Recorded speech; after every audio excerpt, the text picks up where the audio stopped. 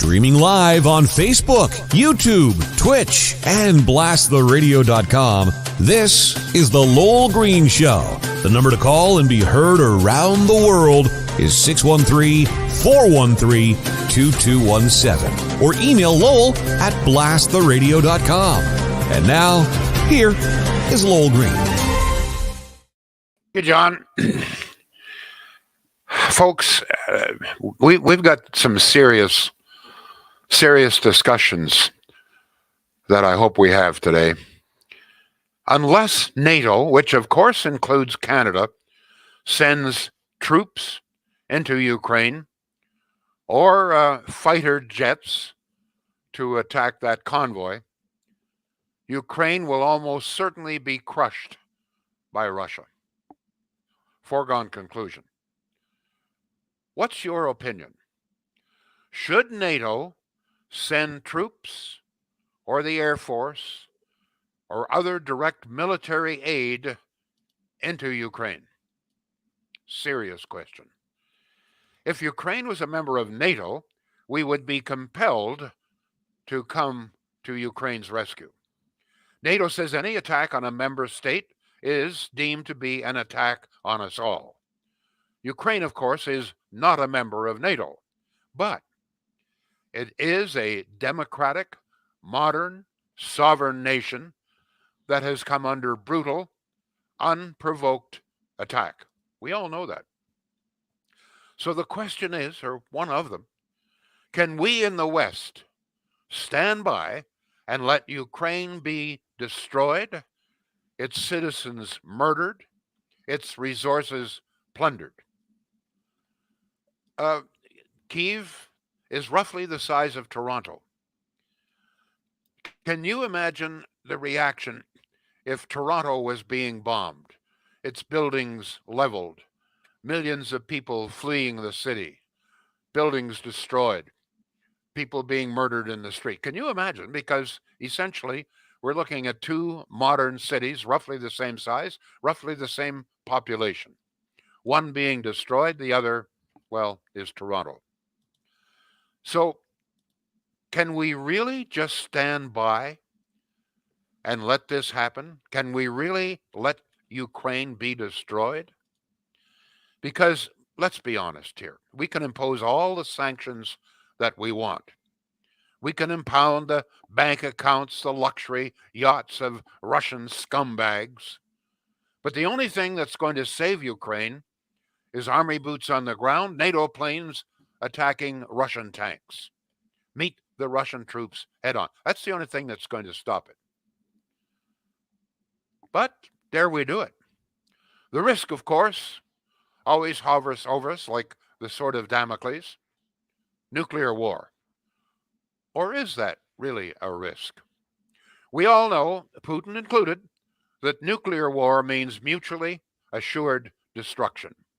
Washington, probably even Ottawa, would be leveled to the ground, but then so would Moscow, St. Petersburg, etc. Is Putin crazy enough to risk it? He's crazy, all right, but is he suicidal? Serious questions. I'd like to know what you think. Are we prepared to see a peaceful, modern, democratic European nation be destroyed? Women and children murdered by the thousands. I mean, we all know that if the world had listened to Churchill, if he had been able to convince us to listen to him, in all probability, World War II could have been prevented. But we in the West, we sat idly by while country after country fell beneath the Nazi boot. And by the time we woke up, it was too late. Are we risking the same fate today if we do not confront Russia on its murderous path? The latest poll indicates about 1/3 of Canadians support sending troops into Ukraine to defend that nation. Not sure if that figure has increased now that we have seen for several days the horrific pictures of death and destruction, the refugees, the terror, the sadness. It all boils down to this question. despite the risks, can we really sit idly by and allow the murder of innocent people, the destruction of an innocent, democratic, sovereign nation? Can we sit by and watch it happen? What is your view? Is it too risky to go in and confront Trudeau? Or to confront Russia? There's a Freudian slip for you, right? Yes, sir. Is it too risky to go in and confront Russia? Or is it too risky not to stand up to that Russian madman? Where do you stand on this, folks? I've left lots of time for your response. John, just once again go through how people can get in touch with us. All right. We'd love to hear from you on this very, very, very important conversation. Yeah, it is. It Yep, is. it is. It's consuming me, and I'm sure a lot of folks. We're glued to our TVs and looking for solutions and resolutions, and I think we're all asking this question. So let's have it out. 613-413-2217 is the number. 613-413-2217. You can And text that as well. yeah, sorry. And Mm-mm. serious responses, okay? This is a very serious question. We're at a crossroads here. And either we sit by and allow this to happen, or we do something. I'd really like to know how you feel about this. But please, can we just skip the tomfoolery today, just for the hell of it, and just some serious where I'm asking serious questions of serious people. Go ahead, John. Sorry. Yeah, no, and I'm trying to weed out some of that comedy stuff too, because I don't think it belongs in a lot of the conversations we have. All right, Richard is on Facebook. He says cruise missiles. That's all he has to say about that. Donald says send every country in right now. Tony is also on Facebook. He says, nope, not for this scenario. We will be in an all-out war if we did that. By the way, China has mutual defense pacts with Russia. Ray says, send in NATO. You get World War III. Coraline says NATO should be putting in a no-fly zone and enforcing it. Then troops on the ground. Leanne says, yes, bomb those bastards on the way. Mike says, the problem is they have nuclear weapons. Now, yeah, I know, but so do we. And so that's the question. Does that really keep him honest? Or, like you said, is he suicidal? This is a problem, though. If we are always going to cower at the threat of nuclear war, then and Putin is the only one who dares mention it, then we have to back down every time. I mean, so what do we do? So today it's Ukraine, tomorrow it's Latvia, and then the day after that it's Poland. What do we do? That's the problem. We cannot continue. I'm not saying that we should go in. Don't get me wrong. I'd like you to tell me what you think. But this threat of nuclear war, I mean, it always hangs over us. But if we allow it to cower us every time, then essentially we are defenseless. If we say, "Oh, we can't go in because of threat of nuclear war," then essentially we are giving a free pass to Russia, to this madman. I just throw this out, folks, because if he can say, "Well, you can't come in here because I've got my finger on the nuclear weapon," then he can say the same thing. What happened? Let me ask you this: there's some speculation now that Russia is eyeing parts of the Canadian North. What would we do if they decided, we're going to annex a good chunk of the Arctic? What would we do? We're going to back down because of the threat of nuclear war. Go ahead, John, please. More. Well, he's already been poking the bear there too, right? Flying into our airspace, etc., before the no-fly zone, just to sort of test out our response. Joshua says, if one modern democratic society falls, how many others will follow? Good question. Yep. Coraline says Putin won't stop at Ukraine. He's going to carry on into Moldova. Tony says, but please, I understand, but my question is, do we risk going in there? Not necessarily sending, the army in with boots on the ground, but do we send in airplanes to attack the convoy, or at the very least shoot down the bombers that are dropping bombs on innocent people? Do we? I guess the question boils down to this: do we confront Russia? Do we confront Putin, or do we cower at the thought of nuclear war? Go ahead, John. All right, so there's the question, the direct question to you. So Yeah. we'll wait for direct responses to those, Lowell. Meanwhile, I'll Yeah. read what we do have. Lori says Russia has to take Putin out themselves. What's to stop Putin from invading the Arctic? Coraline posted that pretty much the same time you brought that up moments ago. Eileen says it's a shame to stand by while people are killed and nothing is done. Putin is threatening, but he won't do anything. Bomb the sons of bitches. Let me see. Carissa is on Facebook. Morally, there is only one choice: quick and swift action to help Ukraine. Sitting idle and watching innocent people die is inhumane. Nancy says we don't go in until he confronts us. That's her answer there. Cheryl says, how do we know that in a year's time he won't come after us? Yes, take out the tanks. Let me just respond to an earlier one. We don't do anything until he attacks us. But if we won't come to the defense of Ukraine, if NATO won't, then what happens if he decides to come after us and nobody comes to our defense? That's there's a question for you. Go ahead, John.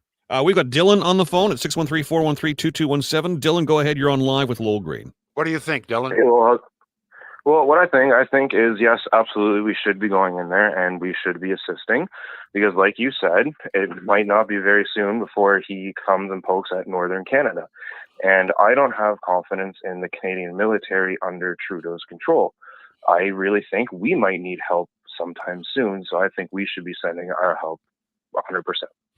Thank you for the call. Thank you, Dylan. Go ahead, John, please. All right. Eileen says it's a shame to stand by while people are killed and nothing is done. Putin is threatening, but he won't do anything. Bomb the sons of bitches. I believe I read that already. I'm sorry, Eileen. I'm sorry, Lowell. I took the phone call, so I lost track of where I was. We don't know if Putin is suicidal now, says Arthur. Mike, I'm a little worried if Putin decides he has no other choice because of all these sanctions from the world, he will use nuclear force because they will run out of money and military force quite quickly. On the list of countries with GDP, Russia is number 13. I mean, even Canada has more. Let's go back to some of the comments coming in right now as we speak. Let me get back to this. There's my comment section right there. Clickety-boo. Yes, we need to go in is a direct answer from Donna. Melissa says, why is Russia in the Ukraine to begin with? What is the purpose? What or who is he targeting? You'd have to ask Putin. My question is, do we confront Putin or do we back off because of a fear of nuclear war? That's the question. All right, let's go to text, 613-413-2217. If we sent NATO forces into Ukraine the way things are going with the Russian army, then Putin might use smaller nukes that would take out any other armies. It would have to be the American Air Force, as they are the only ones that would be more effective than different European NATO nations trying to coordinate themselves together. Yeah, it's a possibility, I suppose. But my question continues to be, how far are we prepared to allow Russia to do whatever it wishes because of the threat of nuclear war? That's the problem. If Putin realizes that he can essentially do anything because we won't go in, we won't defend these nations because of fear of nuclear war, then he can do it essentially what he wants. It's a carte blanche for him. Go ahead, John. Here's an email from Robert. The email address, by the way, lowell@blasttheradio.com. I would like to give the sanctions and economic pressure some time. I feel awful for Ukrainian people, and I'm not scared of his nuclear threat, but this might be a better way to win the war in the end. That's Robin Carlton Place. Here's another email. Lisa, she says, Lowell, looks by all indications that history is repeating itself. We need to nip this madman in the bud. We can't use nukes. It'll contaminate the ground, causing cancer in everything we eat and every creature we may or may not consume. Let's see. Let's go back to, once again, says Robert, we choose force over dialogue. Cheryl says, I don't think we have a choice. I'm not okay with allowing innocent women and children to die. Doesn't that make us as mad as Putin? Corleen says that 40-kilometer long convoy is just sitting there. It's prime for some well-placed bombs. Two things you don't do in war: bunch up or sit still. We do have a call coming in, Lowell. I haven't had a chance to screen it. You want to go to the phone? Please. Hi, can we get your name, please? Chris. Chris, you're on with Lowell Green. Go ahead. Hi, Lowell. I wish we could go in, but it's feasibly not really possible to enforce any kind of no-fly zone or anything against Russia. They have the most advanced surface-to-air missile systems on Earth. And that's the reason they feel comfortable having big convoys out there in the open like that. Well, I'm not sure. I mean, any defense system can be overcome. I've often thought, maybe what we should do is just turn Israel loose on them. I don't know. I, I you know, I'm not sure. The question is, are we simply, you know what? If NATO, if you what you're saying is true, and NATO can't do anything because of air defense, then what's the sense of NATO? I hear you, but if you look at it, the S-400 air defense system, and all their forces are protected under that. It has a range of like 500 miles, and it can shoot down Tomahawk cruise missiles, all the most modern fighter jets. And then the closest big major NATO base is in Poland, which is out of reach, most of that stuff, out of range for most fighter jets. So are you saying And then you gotta have, are you saying that essentially the West is impotent, that there's nothing we can do here? I don't think impotent, but we should definitely be like going into Ukraine, far into Ukraine. It wouldn't be. They know it too. It wouldn't be a very good idea. But I go back to my Maybe other. try to. Yeah, but I go back to my original question. If in fact we can't do anything because of their missile defense system, then what's the use of NATO? I understand. I guess if people can put up with it, because that's if they didn't do it. It's not necessarily nuclear war is not my concern. This would be a lot of planes shot down, a lot of people killed, which there already is. No, but Chris, Chris, address the issue here. What then? If we can't send in our air force because of the missile defense system, then what is to stop Putin from going into Latvia? What's to stop him from going into Poland? I agree. It's maybe maybe it's because the NATO is guaranteed. Maybe he knows he can't cross that line. But if he does, you're not listening. If in fact you say that NATO or not, there's nothing we can do in Ukraine because of the missile defense system, then the same argument would apply if he attacked Poland, would it not? Well, there's a lot more NATO infrastructure in Poland. There's a major NATO air base.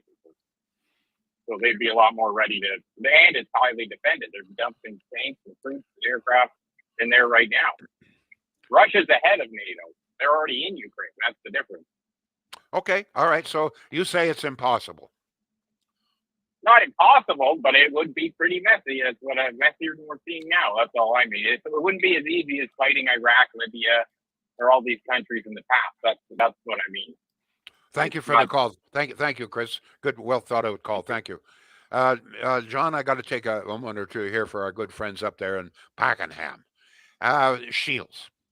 I've talked many times about the wonderful website, and there we see it there now.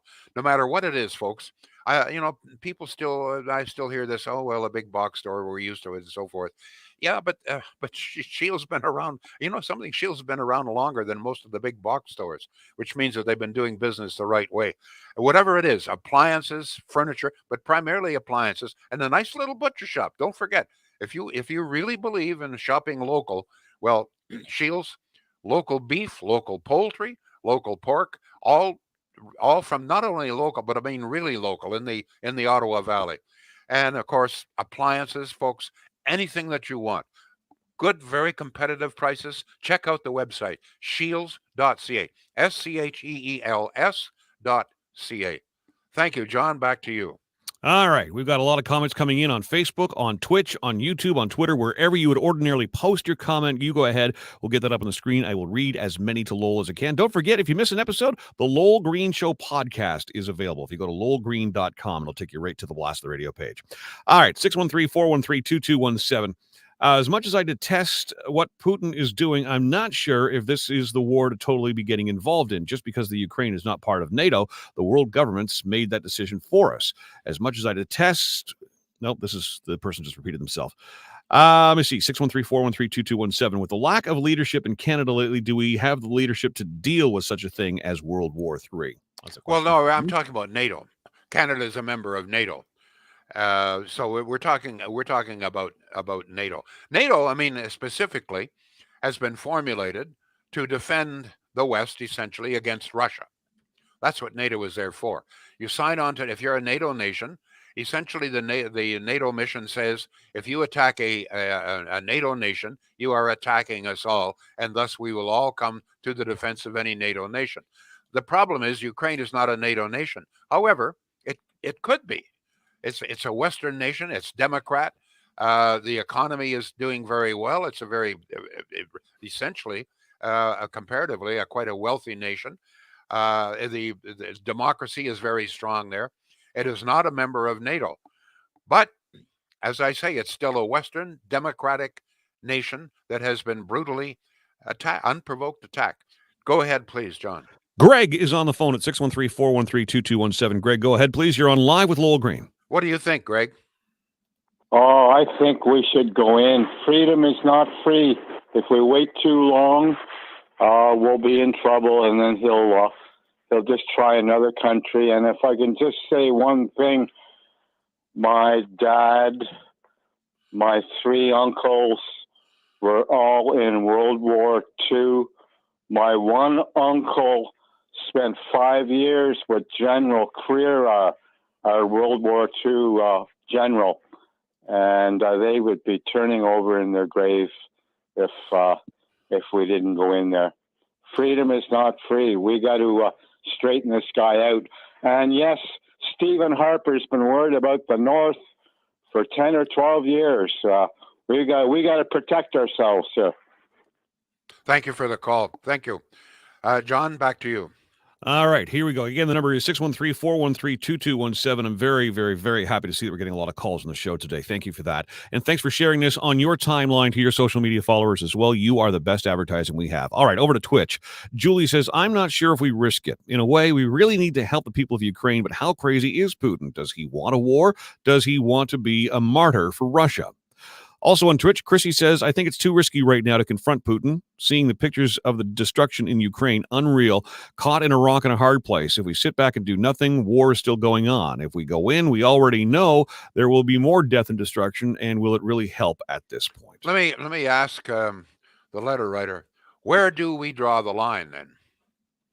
If we're going to allow a democratic nation like Ukraine, by the way, the largest nation in Europe, if we're going to allow it to be subjugated, attacked, its people murdered, where do we draw the line then? Do we draw the line at Latvia? Do we draw the line at Poland? In the case of the Second World War, as you know, the Nazis walked into Austria, the Czech Republic, Slovakia, Czechoslovakia, etc. And it wasn't until finally they went into Poland that they decided that was the line that was crossed. By that time, it was a little bit late. So where do we draw the line this time? If we're not going to come to the defense of Ukraine, who do we defend? Go ahead, John, please. Eileen on Facebook says, stop making excuses, people. They're killing men, women, children, babies, bombing apartment buildings, hospitals. He will continue attacking other countries. He's a mad devil. Someone has to take him out. Jean-Francois, listening in California, says, attacking Russian money. People will end up buying, knowing it will go back in value. DL says, yes, we should defend Ukraine and worry about political bureaucracy later. Maybe Ukraine can sign on with NATO at a later date. However, Canada really should be stepping up. And Barry is on the phone, Lowell, at 613-413-2217. Barry, go ahead. You are on with Lowell Green. What do you think, Barry? Well, Lowell, I think Chris made some good points. The Russians have good equipment. It's fairly up to date. But the way things have gone with their army and some of them surrendering and some of them saying they thought they were on a training exercise, I think Chris has forgotten how easily the U.S. Air Force took out Saddam Hussein's radar systems and anti-aircraft systems with stealth fighters and stealth aircraft. And just the way the Americans train and operate and have the experience of the Gulf War, I think even just if the Americans just sent in their stealth aircraft to take out Putin's air defenses and anything that's near or close to the Ukraine as far as missiles or air defenses, if they took that stuff out with stealth aircraft, they'd be in and out before the Russians even knew it. You know, Barry, my concern here on this is if in fact NATO doesn't have the power to do this, to take out the air defense, then essentially it's impotent. There's nothing that it can do.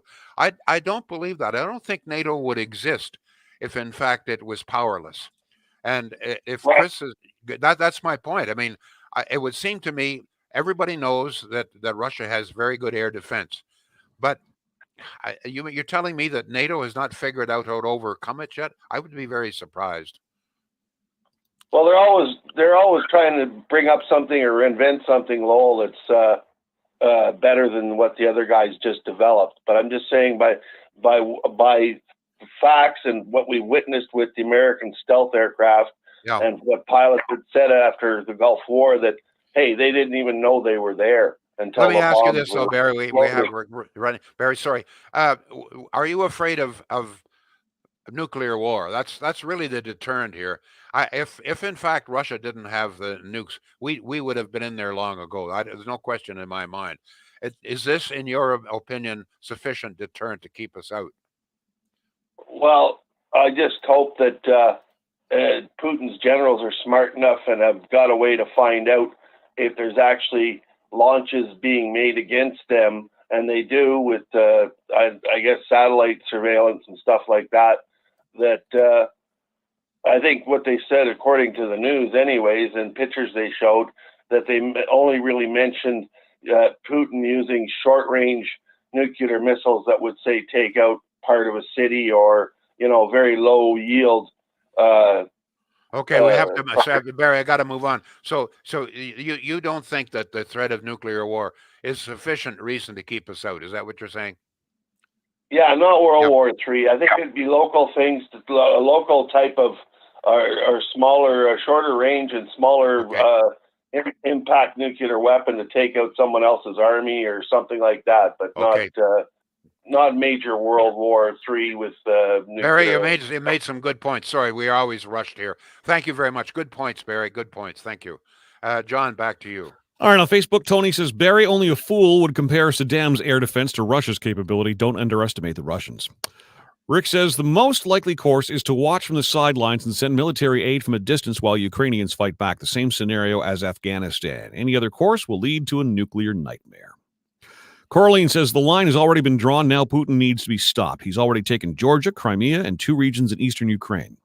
Ukraine is not part of NATO, asks Mike. Nope, they are not, but they want to be, I believe, which is part of Putin's reason for this, too. He doesn't want a NATO nation sitting right there in his doorstep like that. Well, he already has, but go ahead. Yeah, well, that's true, too. Peter says Putin wants the resources of the countries. Example, oil, reclaim former USSR blocks of land for modern-day Russia. Stop him from spreading the land grabs.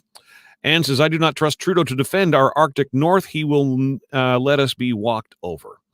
All right, Melissa is on Facebook. She says there is speculation that he is there for a larger reason, but it's all hearsay at this point because no one is talking or confirming anything. So many theories are floating around. Could we enter Ukraine to evacuate the innocent civilians and act as peacekeeping mission as opposed to acting on the offense?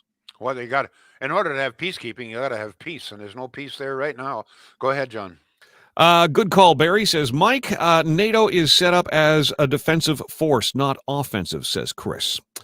Let me see. The stealth aircraft is not 100% undetectable. I forget the distance, but once it gets close, it is detectable. Comment on Facebook. Deploy U.S. and U.K. aircraft carriers to the area, suggests Peter. Daniel is in on Facebook to say it's still the old U.S. NATO versus Russia, China, Iran fight. Chrissy, what is the point of war if nothing good comes out of it? Nuclear war, death and destruction. I think this is way too risky to confront Putin. Sure scares the hell out of me and others. Wallace. So how far do you let Putin go? If he's allowed to go into Ukraine, is he allowed to go into Poland? How about Finland? How about Sweden? I mean, one country, if he can go into one country and nobody objects or tries to stop him, why not keep on going? That's what Hitler did. Worked for him for quite a while. Go ahead, please, John. Yeah, we got a few comments just to wrap things up as we get close to the bottom of the hour here. Wallace says, need oligarchs to lose so much money they take out Putin. Our only real hope. Penny says, personally, I don't know how we can't go in. Those poor, poor people. Gregory on Facebook, developing the Arctic will create a direct front, which will be a huge threat to Russia. Lori says, nope, World War III will get us nowhere. Get those people out of there. Gregory, Canada has to mobilize very quickly. We in Canada need to develop our North. 2 major policy changes. 1, a full-fledged missile defense system. And 2, develop a nuclear arsenal. We have as much uranium as Russia and the USA.